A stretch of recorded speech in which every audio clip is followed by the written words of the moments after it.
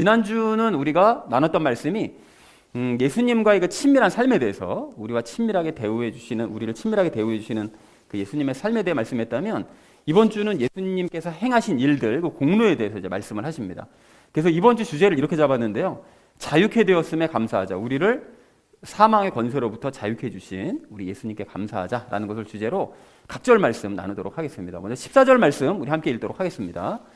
그런즉 자녀들은 살과 피에 참여한 자들이므로 그분도 마찬가지로 같은 것의 일부를 취하셨으니 이것은 그분께서 죽음을 통해 죽음의 권능을 가진 자 곧 마귀를 멸하시고 라고 되어져 있습니다. 여기 그런즉이라는 것은 여러분과 앞에서 그 예수님께서 말씀하셨던 예수님이 우리를 형제요 자매요 가족으로 대우해 주신다는 그 이야기입니다. 그러니까 결국은 예수님과 그리스도인들은 한 가족인즉 그래서 같아야 된다는 거죠. 모든 일들이 다. 그래서 예를 든 것이 자녀들은 살과 피에 참여했대요. 그러니까 즉 그리스도인들은 육체를 가지고 있다는 거죠. 육체를 살과 피를 가진 그런 자들이므로 그분도 예수님도 마찬가지로 살과 피를 가지고 계신다는 거예요. 근데 같은 것의 일부를 취하셨으니, 그러니까 예수님도 인간들과 마찬가지로 육체를 가지셨는데 왜 일부라고 말씀하셨느냐? 일부라고 말씀하신 이유는 예수님은 죄가 없으시기 때문에, 우리는 죄가 있지만 그분은 그게 통째로 없으시기 때문에 그 일부를 취해서 육체만 가지고 오셨다라고 말씀을 하고 있습니다. 자, 그리고 이것은이라는 것은 예수님께서 육체를 가지신 것은 그분께서 이제 죽음을 통해 죽음의 권능을 가진 마귀를 멸하신다라는 거예요. 근데 여러분 여기 보시면 그 인간들을 대신하여 예수님께서 죽음을 통해, 그러니까 죽으시어서 죽음의 권능을 가졌던 마귀를 멸해버리셨다는 것이죠. 그러면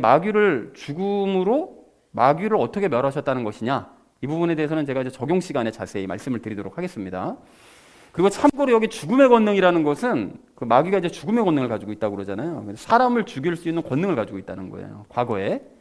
그리고 마귀를 멸하셨다고 되어 있는데, 근데 이게 왜 이런 권능을 가지는지는 잠시 후에 제가 또 말씀드리겠고요. 그리고 마귀를 멸하셨다는 것은 그 마귀 자체를 멸하셨다는 의미가 아닙니다. 그건 아니고 그 마귀의 권능을 멸하셨다는 것이죠. 그리고 마귀는 지금 그 지옥에 집어넣어 두셨거든요. 그러니까 이제 그거는 이것도 잠시 후에 다시 말씀을 드리겠습니다. 자, 14절 말씀을 이렇게 정리할 수 있겠는데, 그리스도인들이 육체를 가진 것처럼 예수님도 육체를 가지셨는데 왜 육체를 가지셨느냐? 이것은 인간을 대신하여 죽으셔서 마귀가 가진 죽음의 권능을 멸하시기 위해서 예수님도 육체를 가지고 이 땅에 오셨다라는 것이 14절의 의미가 되겠습니다. 자, 이어진 15절 말씀 우리 함께 읽도록 하겠습니다. 또 죽음을 두려워하여 평생토록 속박에 얽매인 자들을 건져내려 하심이라 라고 말씀하는데요. 이 평생토록 속박에 얽매였다고 되어 있는데 무슨 속박에 얽매였느냐? 그러니까 마귀가 죽음을 관장하니까 그 마귀에게 넘어가서 영원한 죽음을 죽기 싫으니까 그래서 속박이 얽매였다는 거예요. 그러면 뭐 마귀한테 얽매였다는 거냐, 아니면 뭐 죽음이라는 두려움이 얽매였다는 거, 여러 가지가 있을 수 있겠지만 제가 잠시 후에 다시 말씀드리겠으나 그 율법을 지키려고 노력한 그런 자들을 뜻합니다. 유대인들도 율법을 지키려고 노력했고 심지어는 믿지 않는 자들도 율법을 지키려고 노력을 해요. 그럼 믿지 않는 사람들이 율법을 모를 텐데 어떻게 율법을 지키지라고 생각하실 수 있는데 그 부분도 제가 잠시 후에 다시 한번 말씀을 드리도록 하겠습니다. 어쨌든 사람들은 죽기 싫어서 율법을 지키려고 노력을 하게 된다라는 것을 말씀하고 있는 거죠. 거기로부터 건져내신다는 거예요, 우리 예수님이. 제가 또한 죽음을 두려워하여 평생토록 율법의 속박에 얽매인 자들을 건져내시기 위해서 예수님께서 육체를 가지셨다는 거예요. 그 앞에 14절과 연결되는 거죠. 그 육체를 가지신 이유가 바로 그 마귀를 멸하기 위해서 또 율법의 속박에 얽매인 자들을 건져내시기 위해서 육체를 가지셨다라고 얘기했다는 것이 15절의 의미가 되겠습니다. 자, 이어진 16절 말씀 우리 함께 읽도록 하겠습니다. 진실로 그분께서는 자기 위에 천사들의 본성을 취하지 아니하시고 자기 위에 아브라함의 씨를 취하셨도다 라고 합니다.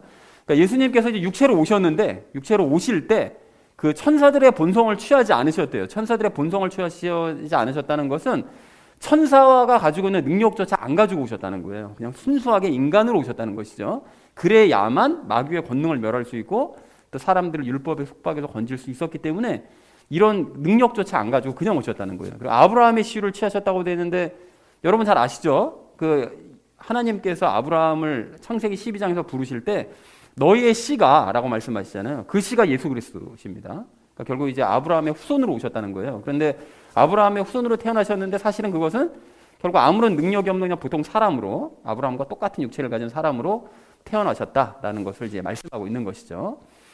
자, 그래서 16절을 이렇게 정리할 수 있겠는데 참으로 예수님께서는 천사들의 능력조차 가지고 태어나지 않으셨고 그냥 아브라함의 후손으로 그냥 평범한 인간으로 태어나셨다라는 것이 16절의 의미가 되겠습니다.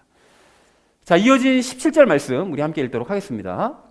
그러므로 모든 일에서 그분께서 자기 형제들과 같게 될 필요가 있었으니 이것은 그분께서 하나님께 속한 일들에서 흥률 많고 신실하신 대제사장이 되사 백성의 죄들로 인해 화해를 이루려 하심이라 라고 말씀합니다.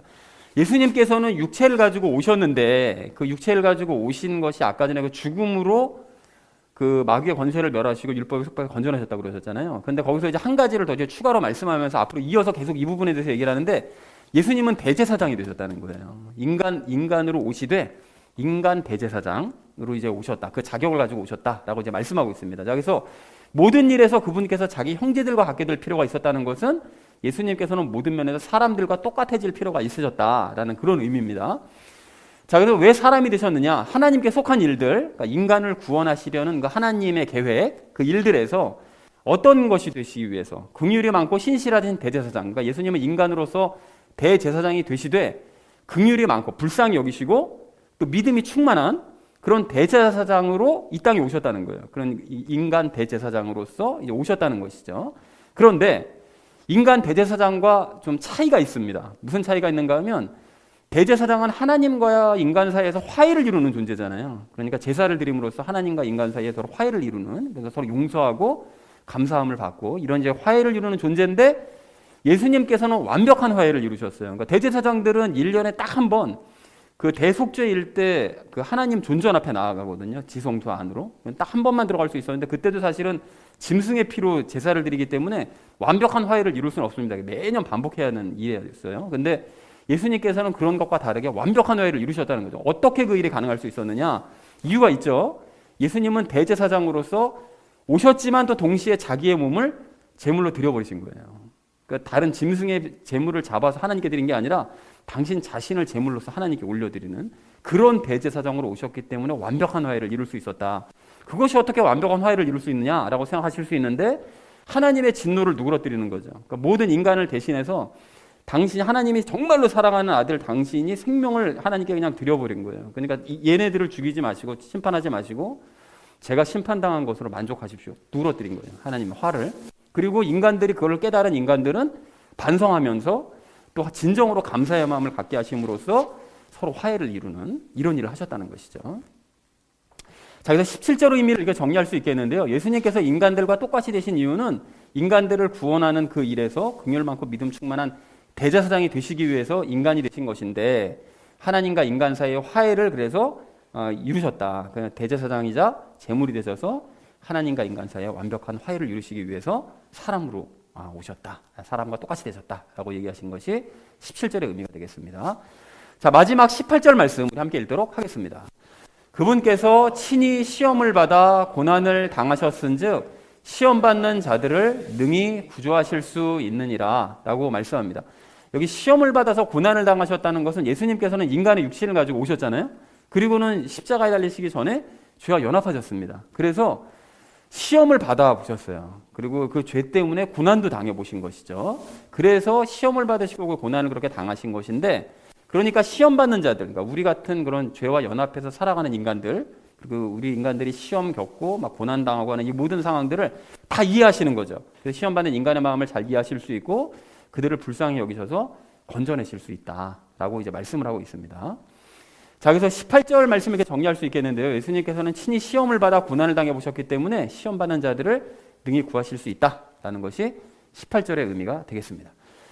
자, 그래서 오늘 본문 말씀을 이렇게 정리해 볼 수 있겠는데요. 그리스도인들처럼 예수님도 육체를 가지셨는데 이것은 죽으심으로써 마귀의 권능을 멸하시고 또 동시에 평생 율법에 속박된 자들을 건지시기 위해서 육체를 가지신 것이었다.